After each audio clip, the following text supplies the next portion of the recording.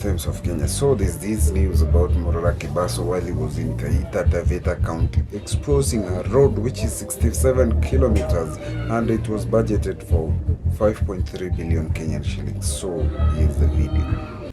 I am at the illicit Rombo Njukini Taita Taveta Road. Hey! Woo!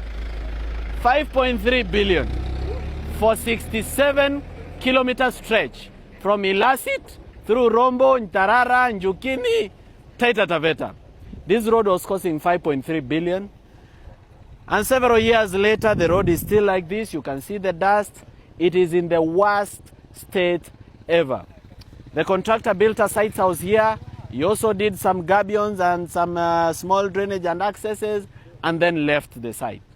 If this road was built, it would have uplifted this area. It would have increased the property rates. It would have been a shorter route to Mombasa. There is no other way of just emphasizing how many benefits this road had to the people of not just Maasai land, but all the counties up to Taita Taveta. But now this is the state of the road. Wizi wizi bila kazi. 5.3 billion. Hali ndivyo ilivyo.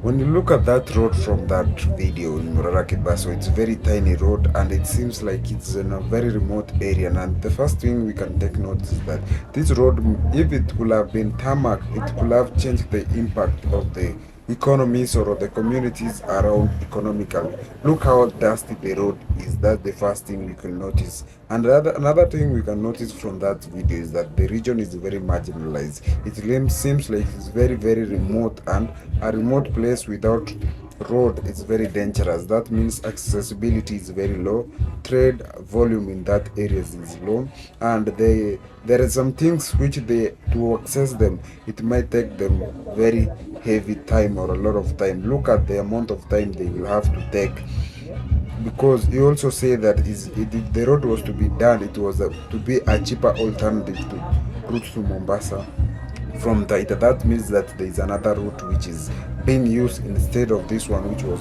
budgeted for 5.3 billion. So already we know that by Morara's exposure, there are a lot of projects in the country which are still stalled, and a lot of money has been allocated for it, thus being one of them. So it's very critical, or it's not really good for the people around there that when a government has launched a project and not done it so well, it exposes some laziness in terms of performance. So there's a very big problem in terms of performance, governance, and even corruption. So those are some of the critical issues which can be seen or which can be extracted from that video. So that's it for today.